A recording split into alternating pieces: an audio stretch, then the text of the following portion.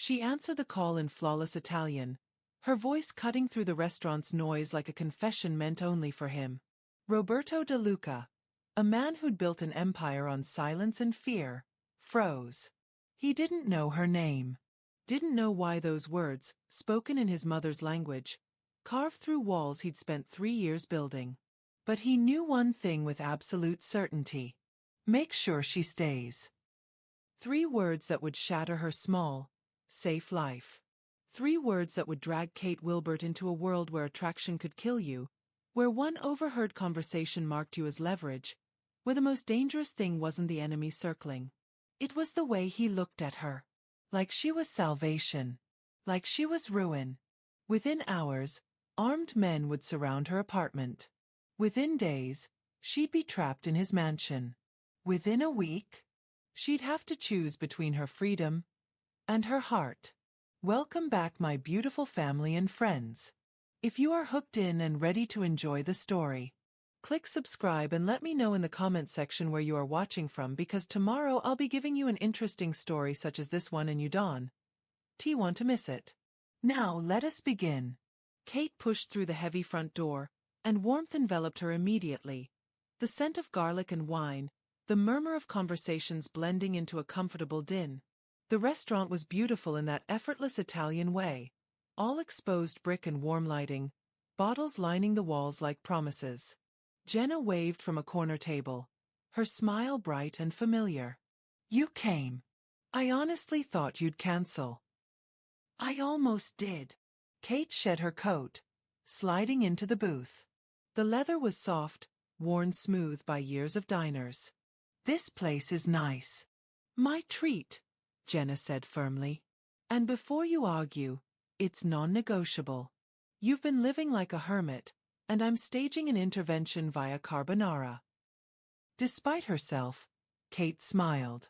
It felt strange on her face, like an expression she'd forgotten how to wear properly. They ordered. Jenna talked about the translation firm, about office gossip that felt like news from another lifetime. Kate half listened, her mind already calculating how soon she could politely leave, return to her apartment, to the safety of solitude. Then her phone rang. The screen displayed an Italian number she recognized. Her most demanding client, the one who paid well enough that she couldn't ignore his calls, even at 8:30 on a Thursday night. I'm sorry, she said to Jenna. I have to take this. 1 minute. She stood, moving toward the hallway near the restrooms where it might be quieter, where she wouldn't disturb other diners. She answered in Italian, her voice shifting into the language like changing clothes. More animated, more herself somehow. And in the private room just adjacent to where she stood, separated by a wall and a partly open door, Roberto De Luca heard her voice. He heard everything. And nothing would ever be the same. The hallway was quieter, though not by much. Kate pressed her phone closer to her ear, her free hand gesturing unconsciously as she spoke. A habit from years of living in Italy, where language was as much physical as verbal. Signor Bavardi, capisco la sua preoccupazione, ma il documento richide almeno altri 2 giorni. Mr. Bavardi, I understand your concern, but the document requires at least 2 more days. The client's voice crackled through the line. Agitated, demanding. A custody case, time-sensitive, his daughter's future hanging in the balance. Kate's voice softened, switching from professional to compassionate without losing its authority. Ascolti, she said gently. Listen. Sua figlia merita la traduzione perfetta, non quella affrettata. Lo prometto, sulla memoria di mia nonna. Che avrà il documento martedì mattina. E sarà impeccable. Your daughter deserves the perfect translation, not a rushed one. I promise you, on my grandmother's memory, you'll have the document Tuesday morning. And it will be flawless. There was a pause. Then the client's voice, still worried but relenting. Grazie, Signor Bavardi. Si. Buona sera. She ended the call, exhaling slowly, her shoulders dropping.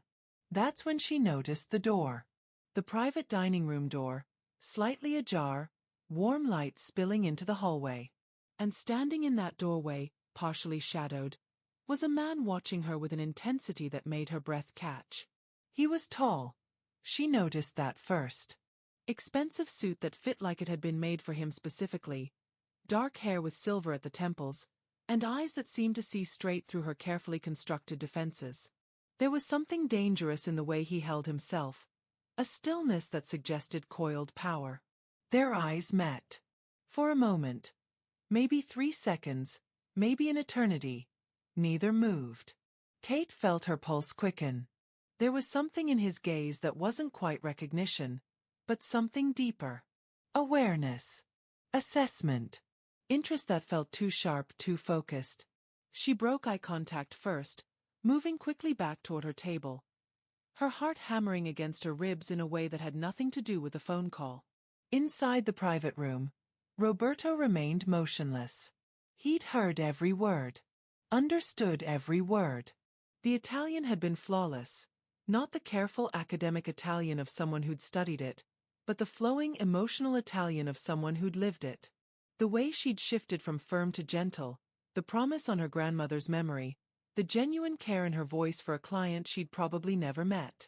But it wasn't just the language. It was the passion. The way she'd gestured while speaking, even alone in a hallway. The compassion that had softened her tone when discussing the client's daughter. The integrity in refusing to rush work that mattered. In his world, integrity was rare. Genuine compassion even rarer. Boss. Dante's voice cut through his thoughts. Everything all right? Roberto turned back to the table slowly. His face betrayed nothing. Years of practice had made him a master of the mask. But inside, something had shifted. A curiosity he hadn't felt in years. Maybe ever. A pull towards something he couldn't name. The woman in the hallway, he said quietly. Find out who she is. Dante didn't question it. Within 2 minutes, he'd spoken discreetly to the maitre d', slipped him $200, and returned with information. Kate Wilbert. Reservation under Jenna Wright's name. They're colleagues. Translation work. She lives in Brooklyn. Works freelance. No social media presence. Very private. Roberto absorbed this information, filing it away. Kate. The name fit her somehow, strong and soft at the same time. She's preparing to leave, Dante added, glancing at his phone where one of Roberto's men, stationed discreetly in the main dining room, was providing updates. Should we make sure she stays? The words came out before Roberto had fully thought them through. They surprised him almost as much as they surprised Dante, whose eyebrows rose fractionally. Sir. I want to speak with her. Arrange it. Politely. Roberto's tone left no room for debate, but there was something else in it. Something almost uncertain. She's not to be frightened. This is a business inquiry. Dante nodded, though his expression suggested he saw through the lie. Of course. At her table, Kate was gathering her coat. Already. Jenna protested. We haven't even gotten dessert. I know, I'm sorry. That call. It reminded me I have a deadline that's tighter than I thought. The lie came easily. The truth was harder. Something about that man in the doorway had unsettled her, and she needed the safety of her apartment, her locked door, her controlled space. Gee, come on. Scusa. Excuse me. The voice came from beside their table. A man in an expensive suit, handsome in a calculated way, with careful eyes that marked him as someone used to handling delicate situations. Dante. Miss Wilbert? I apologize for the intrusion. My employer would like to speak with you regarding a business opportunity. If you have a moment. Kate's stomach tightened. Your employer? Mr. DeLuca. Roberto DeLuca. He's entertaining in our private dining room. Dante's smile was professional, practiced. He was impressed by your phone conversation. He happens to speak Italian himself. He's in need of a translator for some sensitive business matters and would like to discuss a potential arrangement. Every instinct in Kate's body screamed danger. She didn't know the name Roberto De Luca, but she knew the type. Wealthy, powerful, used to getting what he wanted. And there was something in Dante's polite demeanor that felt like iron beneath silk. "I'm not interested," she said firmly. "Please thank Mr. De Luca, but I have all the clients I can handle. He's prepared to compensate you very generously." I said no. "Thank you." She stood, pulling on her coat. Jenna looked between them, confused and concerned. Dante didn't move. "Miss Wilbert, Mr. De Luca doesn't make requests lightly. Perhaps just 5 minutes of your time? I assure you, the opportunity is legitimate and could be quite. I don't care how legitimate it is." Kate's voice carried an edge now, the fear transforming into defiance. "I'm not interested in meeting strange men in private rooms, no matter how much money they have. Now please step aside." For a moment, Dante's professional mask slipped, revealing something harder beneath. Then he smiled again, inclining his head slightly. "Of course. Forgive the intrusion. Though." He pulled out a card, placing it on the table. "Should you reconsider, Mr. De Luca would still very much like to speak with you." The card was simple, elegant. Just a name and a phone number. Kate left it on the table, turned to Jenna. "I'm sorry. I'll call you tomorrow." She was halfway to the door when two things happened simultaneously. The restaurant's front entrance opened, and 3 men walked in. Large men with a kind of bearing that suggested violence was a professional skill. They scanned the room with predatory efficiency. And Dante appeared at her elbow again, his voice low and urgent. "Miss Wilbert, I'm going to ask you to come with me now. Not to the private room. Out the back entrance. Quickly." "What?" "No, Those men who just entered are not friends of Mr. De Luca's. In fact, they're quite dangerous, and if they're here, it means someone knows he is. You were seen speaking with me, which means you're now potentially connected to him. I need to get you somewhere safe. Now." Kate's heart was pounding. This was insane. This couldn't be happening. She'd just come for dinner, taken one phone call. The 3 men were moving through the restaurant now, their eyes scanning faces. "Please," Dante said, and there was something genuine in his voice now, beneath the professional veneer. "I promise you, we mean you no harm. But them? I can't make the same guarantee." Kate looked at Jenna, who was staring wide-eyed, then at the approaching men, then at Dante. She made a decision she'd regret and question 1,000 times. She followed him. They moved quickly through the kitchen, startled chefs jumping aside, and out a back door into an alley where a black car was already waiting, engine running. The door opened, and inside, bathed in the dim interior light, sat the man from the hallway. Roberto De Luca. His eyes met hers, and he spoke in perfect Italian, his voice like smoke and velvet. "Forgive me, Kate. This was not how I wanted us to meet." And as Dante guided her into the car, as the door closed and the vehicle pulled smoothly into traffic, Kate realized her small, controlled life had just shattered into 1,000 pieces. The car moved through the city with predatory smoothness, the kind of vehicle that cost more than Kate made in a year. Maybe 2 years. The leather seats were soft, the interior climate controlled to perfection, and the silence was suffocating. Kate sat rigid, pressed against the door, her hand on the handle though she knew jumping from a moving car was insanity. Roberto sat across from her in the spacious back seat, his posture relaxed, one arm draped along the back of the seat. Dante drove, his eyes flicking occasionally to the rearview mirror. "You can't just kidnap me," Kate said, her voice shakier than she wanted. She switched to English, needing the distance the language provided. This is illegal. I'll call the police." "You're welcome to." Roberto's English was as flawless as his Italian, touched with an accent that made each word sound deliberate. "Though I'd appreciate if you'd hear me out first. We're simply ensuring your safety." "My safety from what?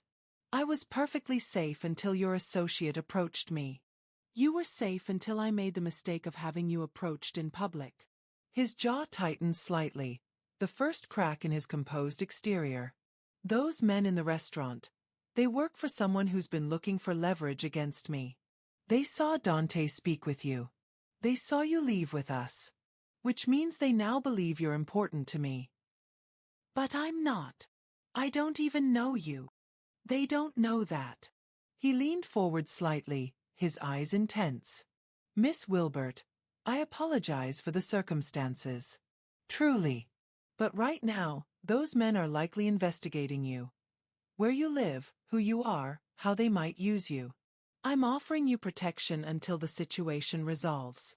Protection. The word tasted bitter. You mean imprisonment. I mean safety. Call it whatever helps you sleep at night. Kate's fear was crystallizing into anger, the adrenaline making her reckless. You had no right. I don't care how dangerous you are or how much money you have. I never said I was dangerous. You didn't have to. Their eyes locked, and something passed between them. An acknowledgement.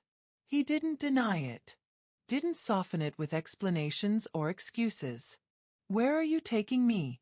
She demanded. My estate. It's secure. You'll have your own room, your own space. You won't be harmed or held against your will. But I need you somewhere I can guarantee your safety for the next 24 hours. After that, once my people have handled the threat, you're free to leave. 24 hours. Kate laughed, the sound hollow. Do you understand how insane this sounds? I'm supposed to just trust you? A complete stranger who had me extracted from a restaurant. No. His voice dropped, became something raw. You're not supposed to trust me. You're supposed to survive the mistake I made by noticing you. The honesty of it struck her silent. The estate was in Westchester, 40 minutes from the city. 40 minutes during which neither of them spoke. Kate stared out the window, watching the city give way to suburbs, then to spaces between houses growing wider, properties hidden behind gates and walls. When they turned through iron gates that opened automatically, Kate felt her stomach drop. The driveway wound through manicured grounds, past gardens dormant for winter, toward a house that looked like it belonged in a European villa catalogue.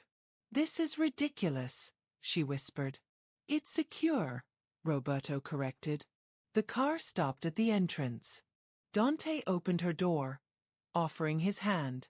She ignored it, stepping out on her own, pulling her coat tighter though the evening wasn't particularly cold. The house loomed before her, all stone and elegance and windows that reflected the dying light. Inside was worse, beautiful in a way that felt oppressive. Marble floors, artwork that was probably priceless, furniture that looked like it had never been actually sat upon.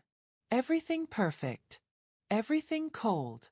Maria will show you to your room, Roberto said, gesturing to an older woman who appeared from a side hallway. She'll get you anything you need. Clothes, toiletries, food.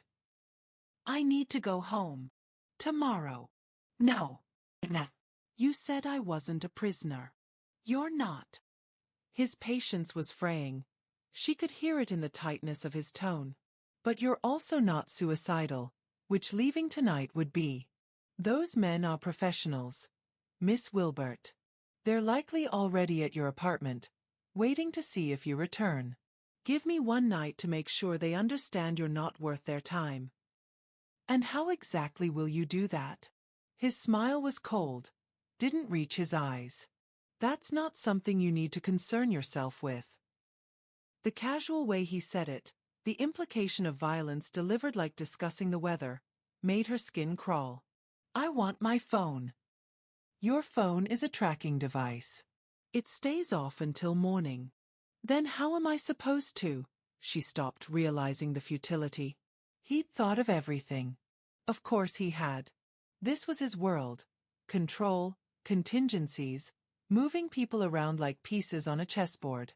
Maria stepped forward, her voice gentle. Come. Signorina. Let me show you where you'll sleep. There's a private bathroom, clean clothes that should fit. Are you hungry? Kate wanted to refuse, to maintain her defiance, but her body betrayed her. She was exhausted, terrified, and yes, hungry. The dinner with Jenna felt like it had happened days ago instead of hours. "Fine," she said to Maria, then turned back to Roberto. "But tomorrow morning first thing, I'm leaving. And I never want to see you again." Something flickered in his eyes. Disappointment, maybe, or regret. But his voice remained neutral. "Understood." The room Maria led her to was on the second floor, at the end of a long hallway lined with doors that remained closed. It was beautiful. Four-poster bed with linens that looked like clouds, a sitting area with a fireplace, French doors leading to a balcony. Like a luxury hotel room. Except hotels let you leave. "There are clothes in the closet," Maria said, opening the door to reveal casual wear. Jeans, sweaters, all in approximately Kate's size. Toiletries in the bathroom. "If you need anything, there's a phone by the bed. Dial 0. "Maria." Kate stopped her before she could leave. "What is this place? Who is he?" The older woman's face softened with something like sympathy. "A man who's forgotten how to do anything but protect. Even when his protection feels like a cage." She paused at the door. "He's not a monster, Signorina. But he's not a saint either. Get some rest. Things will be clearer in the morning." Then she was gone, and Kate was alone. She tried the balcony doors. Locked. Not surprising. She went to the window overlooking the front drive, calculating the drop. Too high. Even if she survived the fall, she'd be on an unfamiliar estate, probably monitored by security. She was trapped. The realization should have terrified her more than it did.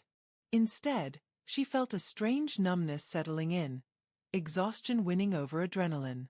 She showered. The bathroom was marble and luxury, products that smelled like lavender and honey, and changed into the borrowed clothes. The jeans fit perfectly, which was somehow more unsettling than if they hadn't. When she emerged, there was a tray by the door. Pasta, rigatoni with a simple tomato sauce, garlic bread, a glass of red wine. The smell made her stomach clench with hunger. She should refuse it. Should maintain her resistance. But the pasta was still warm, and she was so tired, and fighting on an empty stomach felt like self-destruction disguised as principle.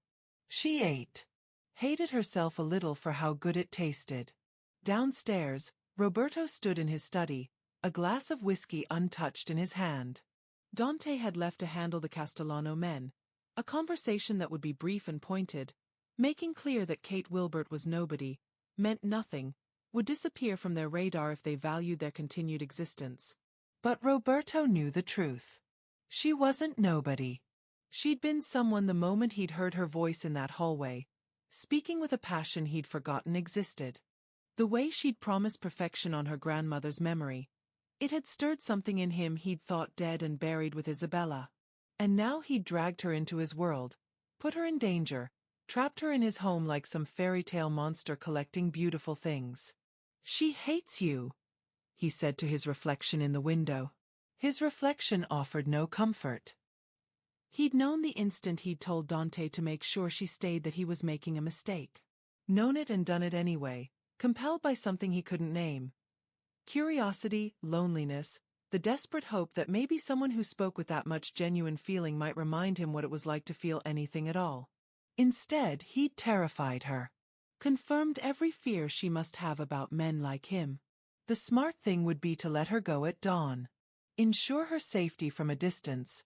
Never speak to her again.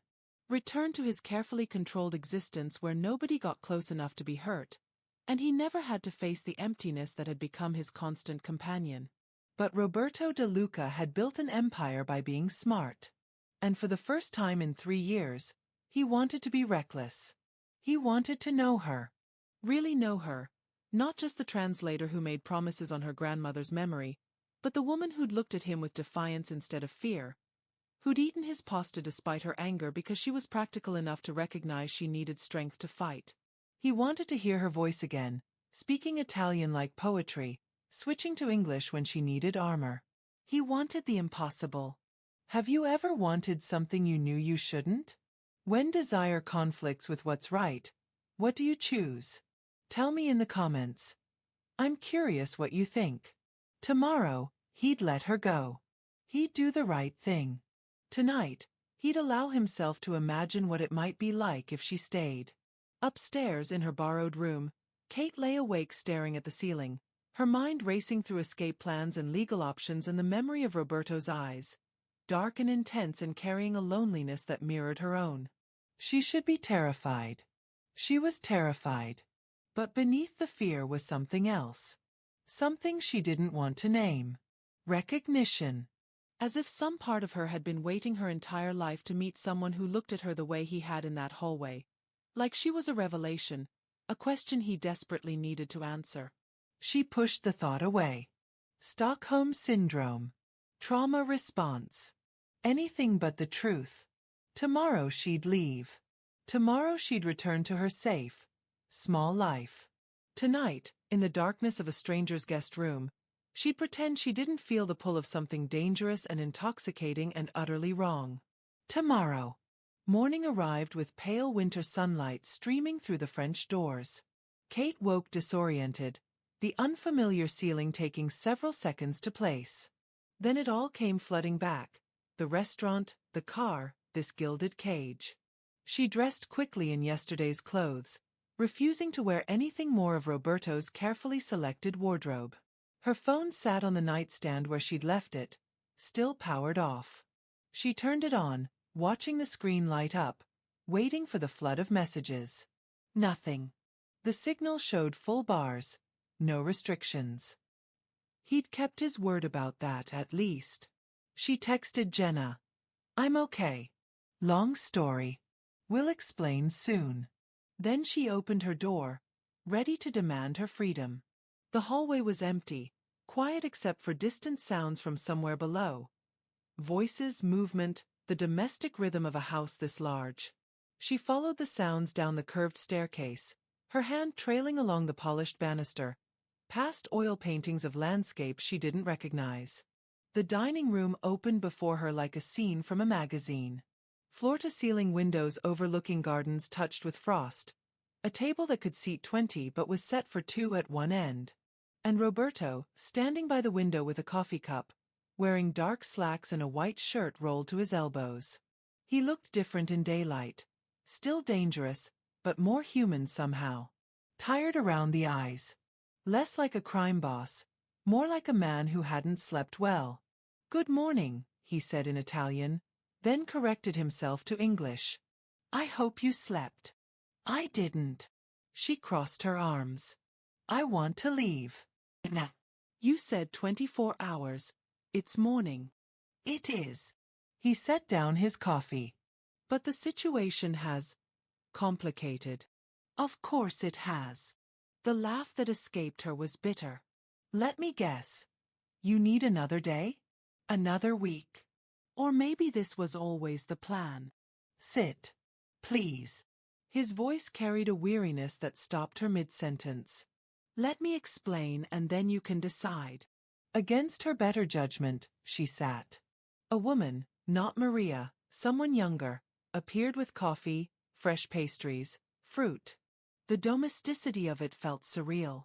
Roberto remained standing, his hands in his pockets. Dante spoke with the Castellano men last night. Made it clear you were a nobody, a random woman we pulled from the restaurant for questioning about something unrelated. They seemed to accept this. Seemed to, he echoed. But this morning, one of them was seen outside your apartment building. Watching. Kate's stomach dropped. Why? Because they don't believe us. Or because they're being thorough. Or, he paused, something darkening in his expression. Because they think making you disappear would hurt me, which means they've decided you're important regardless of what we told them. This is insane. I'm a translator. I live in a 500-square-foot apartment. I'm nobody. You're somebody I noticed. The words came out raw, unguarded. That makes you somebody to them. The silence stretched between them, heavy with implications. So what now? Kate finally asked. I can't go home. I can't go to work. I'm supposed to just hide here forever. No. But I need to handle this properly, which requires time. Days, not hours. He moved to the table, sat across from her, his hands flat on the surface. I have a proposition. I'm not interested in your propositions. This one benefits us both. His eyes met hers, steady and serious. I genuinely do need a translator. Someone I can trust with sensitive documents, confidential meetings. Someone fluent not just in Italian, but in the nuances. Someone who understands context, subtext, the weight of words. You're offering me a job. I'm offering you protection disguised as employment. You stay here, you work for me, you're under my security. To anyone watching, you're simply an employee. Boring, professional, not worth the risk. After a week, maybe 2, the Castellanos lose interest. You leave, return to your life, substantially wealthier and safely forgotten. Kate stared at him. And if I refuse? Then I'll put you in a safe house with armed guards and you'll spend the next 2 weeks staring at walls, going slowly insane with nothing to do. Your choice. She wanted to refuse on principle. Wanted to throw the coffee in his face and demand he fix the mess he'd created without involving her further. But the practical part of her brain, the part that had survived betrayal and financial ruin, saw the logic. At least working would give her something to do, some illusion of control. And if she was going to be trapped, she might as well be compensated. What kind of documents? She asked carefully. Contracts, primarily. Import-export agreements. Nothing illegal, he added, reading her expression. My business has many legitimate arms, Miss Wilbert. The translation work would be entirely above board. But the context wouldn't be. The context is my concern, not yours. You translate words, not intent. She picked up her coffee, buying time to think. It was perfect, rich and strong, exactly how she liked it. Of course it was. 1 week, she said finally. Not 2. 1 week, and then I'm gone, and you make absolutely sure I'm safe to return to my life. Agreed. And I want double my normal rate. Triple. He said it without hesitation. For the inconvenience. I have clients I need to contact, deadlines. You'll have access to your laptop, phone, everything you need. Tell your clients you're taking on a short-term contract that requires your full attention. If anyone questions it, Maria can pose as an assistant confirming your employment. He'd thought of everything. Again. Why? The question escaped before she could stop it. Why go through all this trouble? You could have just let me leave last night. Let those men think whatever they wanted. Why does it matter? Roberto was quiet for a long moment, his fingers tracing the rim of his coffee cup. When he spoke, his voice was barely above a whisper. Because I made a mistake, and I don't leave people to suffer for my mistakes. And because... He stopped himself, shook his head. 1 week, Miss Wilbert. That's all I'm asking. The rest of the morning passed in a strange blur of practicality.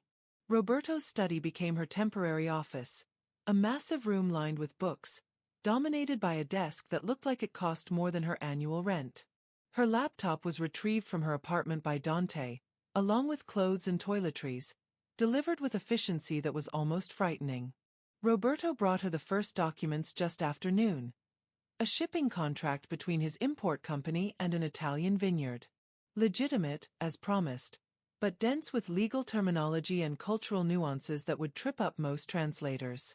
She lost herself in the work, grateful for the familiar rhythm of transforming one language into another, finding the perfect word, the exact shade of meaning. Hours passed unnoticed. When she finally looked up, Roberto was sitting in one of the leather chairs by the fireplace, reading something on his tablet, a pair of glasses perched on his nose that made him look scholarly and almost gentle. How long have you been there? She asked. He glanced up, removed the glasses. An hour, maybe.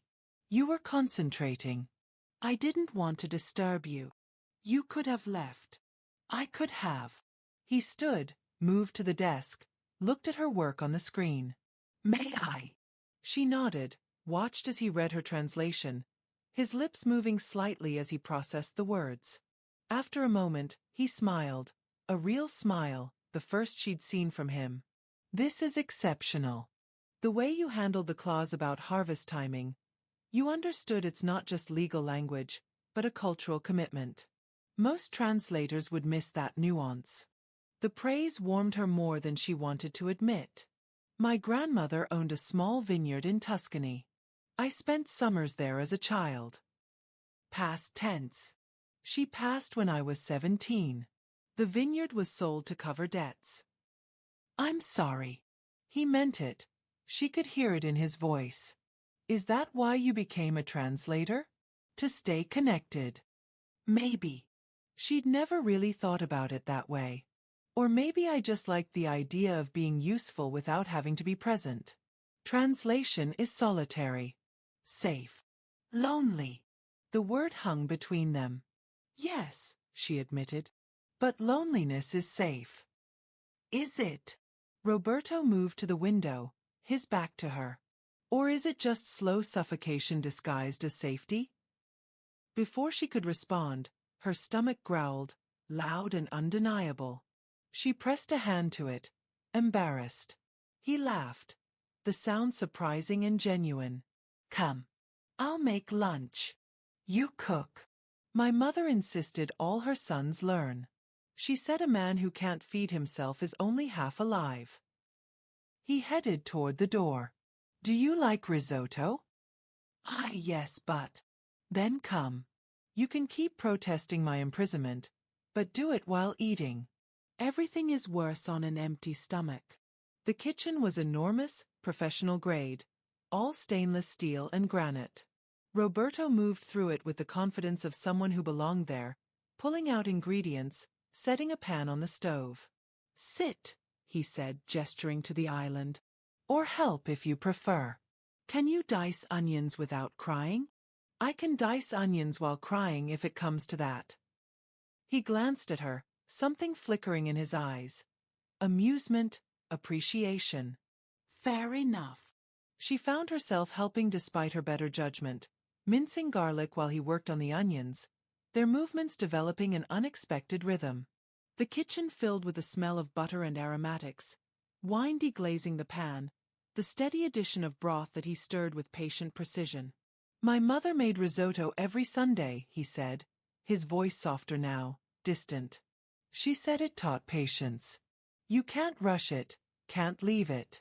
You have to stay, keep stirring, wait for it to become what it's meant to be. Wise woman. She was. He added more broth. She died when I was 23. Heart attack. Sudden.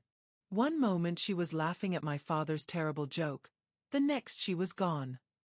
I'm sorry. So was I. Still am some days. He stirred, the motion meditative.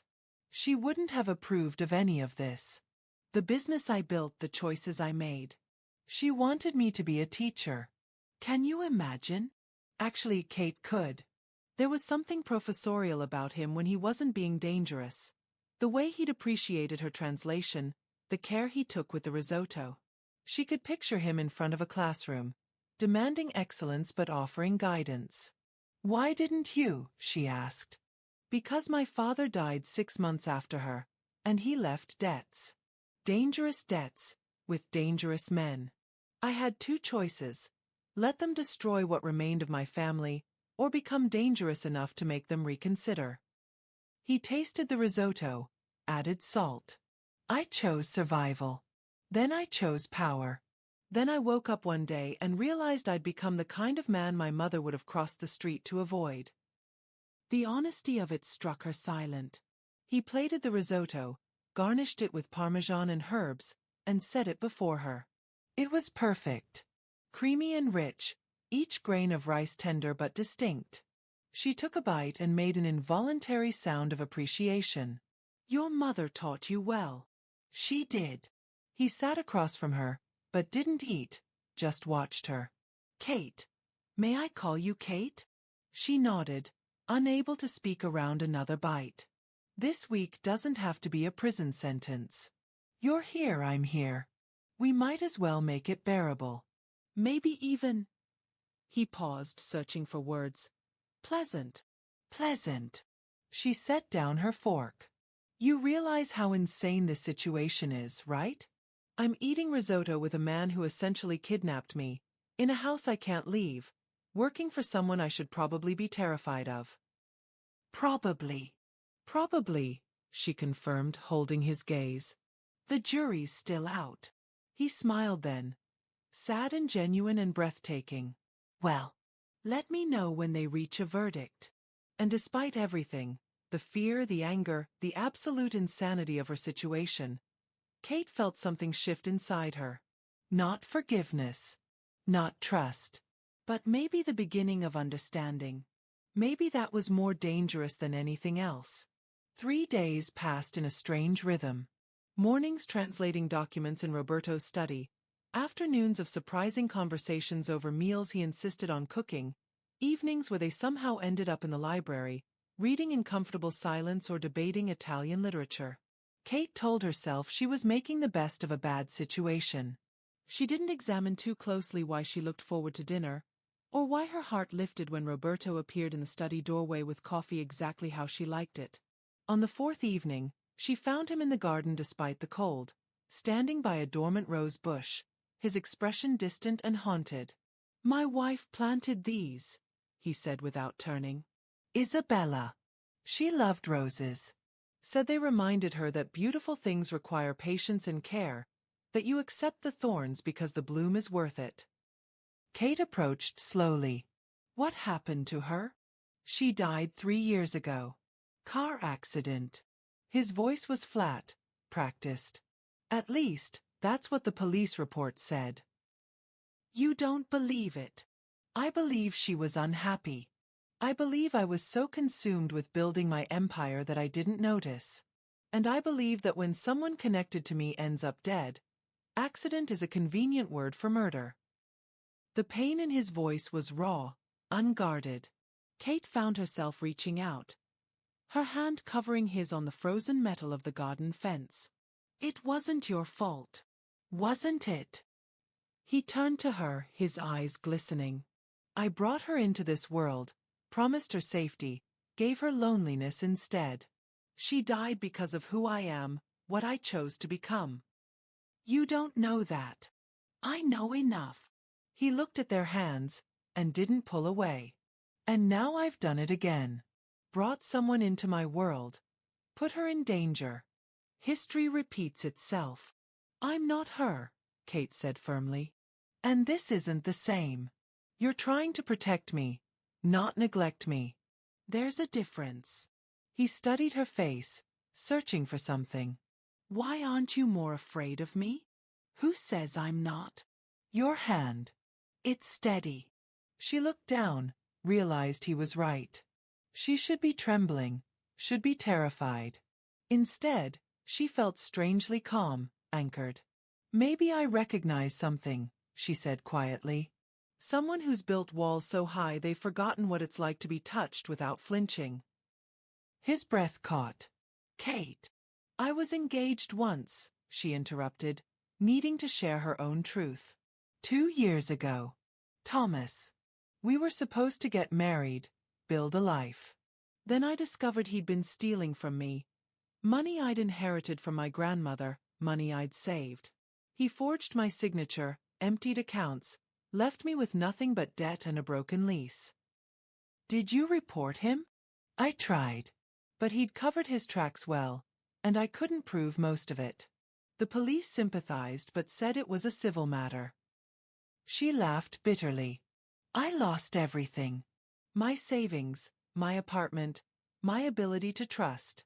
So I moved to Brooklyn, found cheap rent, and decided that if I never let anyone close, I could never be hurt again. Loneliness disguised as safety, Roberto murmured, echoing his earlier words. Exactly. She finally pulled her hand away, wrapped her arms around herself. So yes, maybe I should be terrified of you. But mostly I just see someone who understands what it costs to survive. They stood in silence as darkness deepened around them, two damaged people recognizing their reflections in each other's wounds. The next morning, Roberto knocked on her door at dawn. "Get dressed," he said when she answered sleepily. "Wear something warm. I want to show you something." 20 minutes later, they were in his car. Him driving this time, no Dante, no guards. Just the two of them and the empty pre-dawn roads. "Where are we going?" "You'll see." They drove north, past suburbs giving way to genuine countryside. The sun rose slowly, painting the winter landscape in shades of gold and pink. Finally, he pulled off onto a private road that led to a small chapel on a hill, stone and ancient and beautiful. "This is where my parents married," Roberto said, helping her from the car. "My mother used to bring me here when I needed to think. She said sacred spaces help us remember who we want to be, not just who we've become." They walked through the small cemetery behind the chapel. He stopped at two graves, his parents, side by side, the headstones simple and dignified. "I come here when I forget why any of it matters," he said. "The empire, the power. I built it to protect what they left behind. My brothers, our name, our legacy. But somewhere along the way, I forgot they would have wanted me to be happy, not just powerful." Kate touched his mother's headstone, reading the inscription. "Amore e pazienza." Love and patience. "She sounds wonderful." She was. "She would have liked you." He smiled softly. "Would have appreciated your directness, your refusal to be intimidated. She didn't suffer fools or cowards." "I'm terrified most of the time," Kate admitted. "I've just gotten good at hiding it." "That's not cowardice. That's courage." He turned to her, his hand reaching up to brush a strand of hair from her face. "Courage is being afraid and showing up anyway." The touch lingered, his fingers gentle against her cheek. Kate's breath caught, her heart hammering. The space between them felt charged, inevitable. "Roberto." "I know," he whispered. "This is foolish. Dangerous. Wrong for a dozen reasons. At least a dozen. But I can't." He stopped, his thumb tracing her jawline. "I haven't felt anything real in 3 years. And then I heard you speak, and it was like someone turned the lights back on in a house I thought was abandoned." She should step back. Should maintain boundaries. Should remember this was temporary, that in days she'd return to her real life and this would become a strange memory. Instead, she leaned into his touch. "1 week," she whispered. "That's all we have. Then let's not waste it." He kissed her there in the cemetery, with his parents' blessing in stone behind them and the winter sun warming their faces. It was gentle and fierce all at once, tasting of coffee and possibility and the terrifying hope that maybe, just maybe, being seen didn't have to mean being destroyed. When they finally pulled apart, both were breathless. "This is insane," Kate said. "Completely. We barely know each other." "I know enough." "What happens when the week ends?" Roberto pressed his forehead to hers. "Let's find out together." That evening, everything changed. Kate was in the study, finishing a translation, when she heard voices from the hallway, Roberto and Dante, speaking in low, urgent Italian. She shouldn't have listened. Should have given them privacy. But her name caught her attention. "Can't keep her here indefinitely," Dante was saying. "The Castellanos are asking questions. They think she knows something. She knows nothing. I've made sure of it. It doesn't matter what she knows. It matters what they think. Boss, you need to consider." "Consider what? Letting them take her? Using her as bait?" "I'm saying we need a permanent solution. Either she disappears completely, new identity, new city, or we make her officially part of the family." "Marriage would." "Absolutely not." Roberto's voice was sharp. I won't trap her like that. Then what? You've gotten attached. Anyone can see it. But attachment makes her a target. A permanent target. Silence. Then Roberto, quieter. I'm handling it. Are you? Or are you keeping her here because you don't want to let her go? Kate's hands were shaking. She'd been so stupid, so naive. This wasn't protection. It was control. He wasn't falling for her. He was managing an asset, a complication. The kisses, the confessions, the vulnerability. All of it calculated. She stood abruptly, her chair scraping loud against the floor. The voices in the hallway stopped.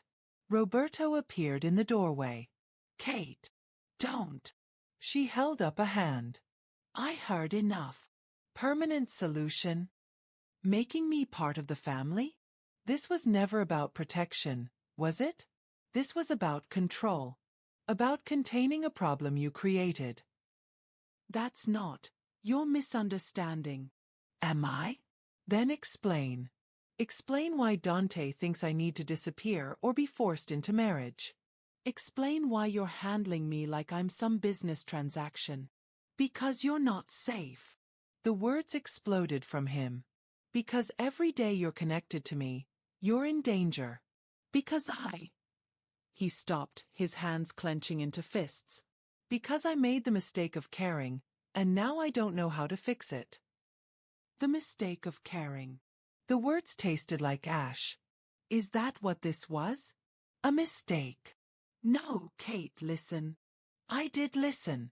I listened when you told me about your wife, about your parents. I believed you when you said this was temporary, that you'd let me go. But you were never going to let me go, were you?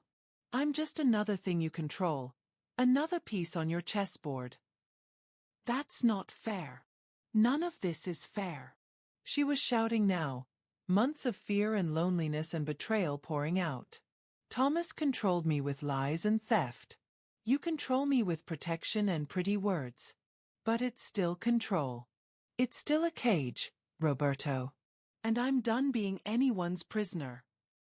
She pushed past him into the hallway. Dante stepped aside, his expression unreadable. I want to leave, she said to both of them. Tonight. Nah. I don't care about the Castellanos or the danger. I'd rather take my chances with them than spend another minute believing your lies. Roberto's face had gone pale. If you leave now, they'll find you within hours. Then I guess that's my choice to make, isn't it? My risk. My life. She started toward the stairs. Have Dante drive me home, or I'll walk. I don't care. But I'm done. Kate, please. She stopped, turned back.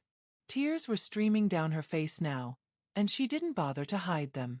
You know what the worst part is? I was starting to believe. Starting to think that maybe being seen didn't have to mean being used. But you're just like him, Roberto. Just like Thomas. A different flavor of betrayal, but betrayal all the same. That's not true. Prove it. Let me leave. Right now, with no strings, no tracking, no permanent solutions. Just let me go. He stood frozen, clearly torn. And in his hesitation, she found her answer. That's what I thought. She turned away. Goodbye, Roberto. She walked to her room, threw her belongings into her bag with shaking hands. Maria appeared at the door concerned, but Kate waved her off. 20 minutes later, she was in Dante's car, heading back to Brooklyn, her heart shattered into pieces she wasn't sure she could ever reassemble. Behind her, Roberto stood in the doorway of his empty mansion, watching the taillights disappear, and wondered if he'd just made the biggest mistake of his life. 5 days passed like years. Kate returned to her apartment to find it exactly as she'd left it. Small, safe, suffocating. She threw herself into work, taking every job offered, filling her days with words until she was too exhausted to think. But nights were different.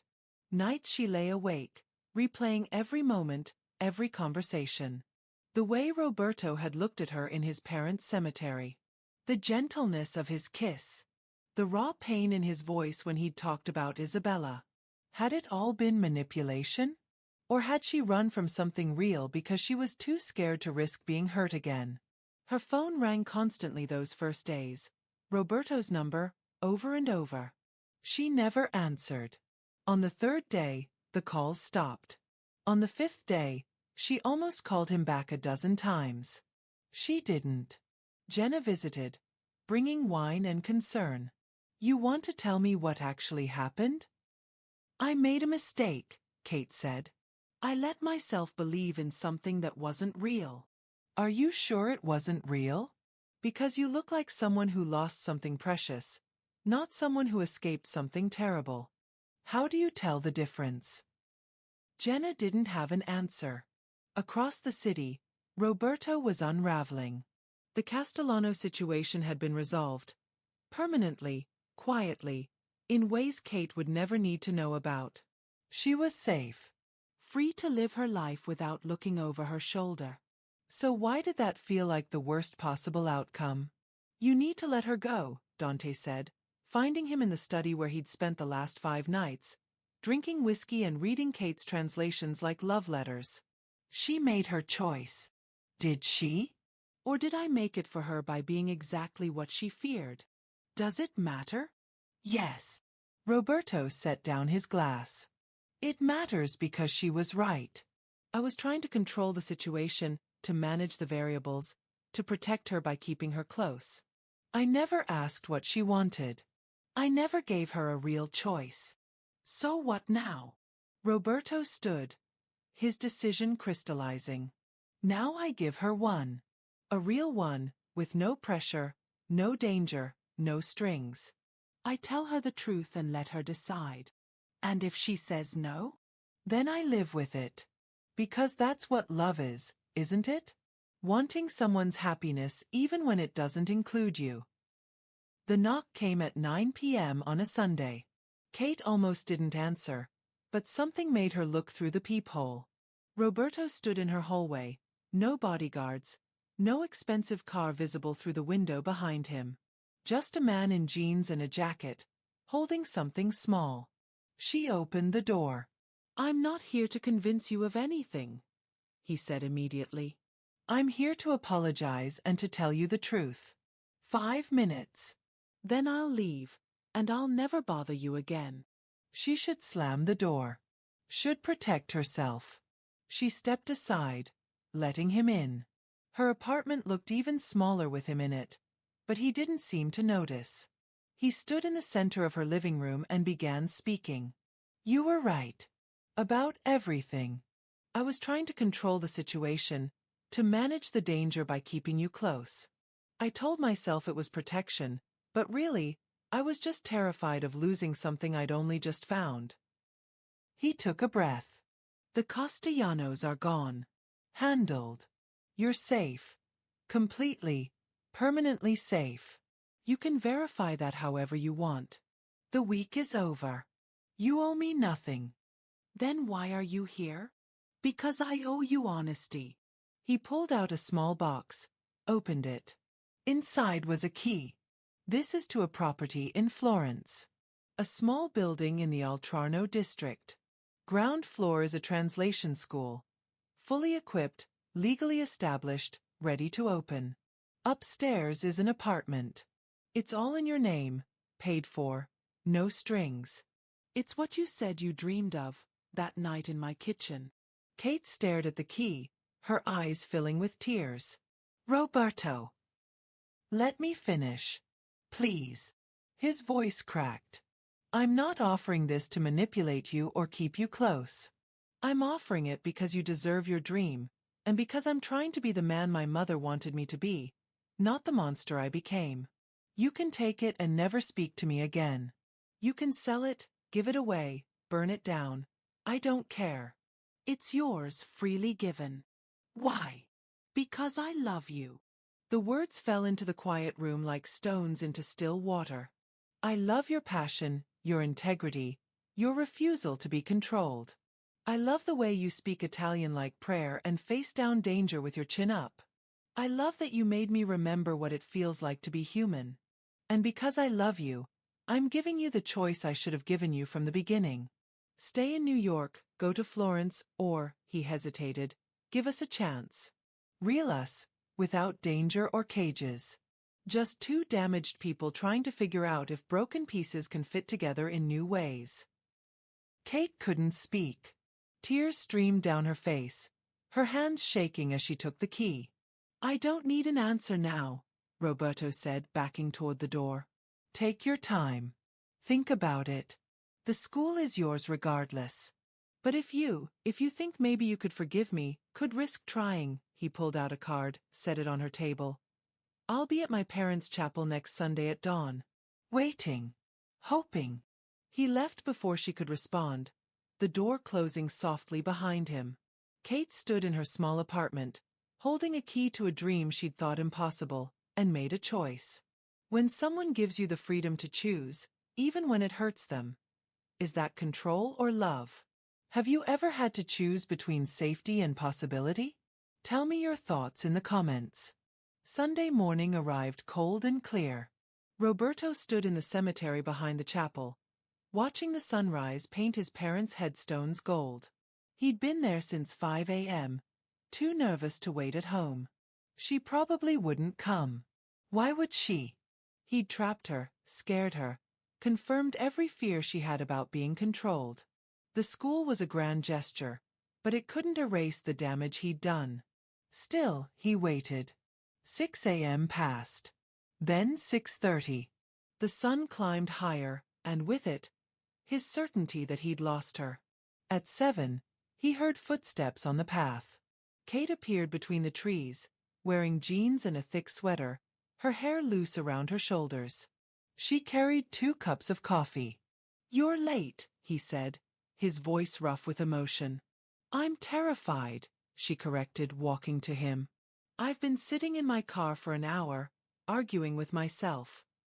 What won the argument? She handed him a coffee, made exactly how he liked it. The part of me that remembers how your mother said love and patience. The part that thinks maybe we deserve a chance to get it right. Kate, I have conditions, she interrupted. I'm taking the school. And I'm going to Florence. But, she stepped closer, I want you to come with me. Not to control or protect, but to try. Really try. Start over somewhere neither of us has ghosts. Build something real. You're asking me to leave everything? I'm asking if I'm worth it. Her eyes searched his. Because you have to choose too, Roberto. Your empire or your humanity. Your control or your heart. You can't have both. He thought of his mother's grave behind him, of her inscription about love and patience. Of Isabella, who'd withered in the shadow of his obsession with power. Of Kate, standing before him offering salvation and asking him to be brave enough to take it. He set down his coffee, took her face in his hands, and kissed her with everything he had, all his fear and hope and desperate love. You, he whispered against her lips. I choose you. I'll always choose you. Even if it means walking away from everything you built? Especially then. Because what's the point of an empire if it costs me everything that matters? She smiled, truly smiled, and it was like watching the sun rise twice. Then let's go home, she said. To Florence. Together. The Scuola di Traduzione Wilbert opened on a perfect spring morning in Florence. The space was beautiful. Exposed stone walls, modern equipment, large windows overlooking the Arno.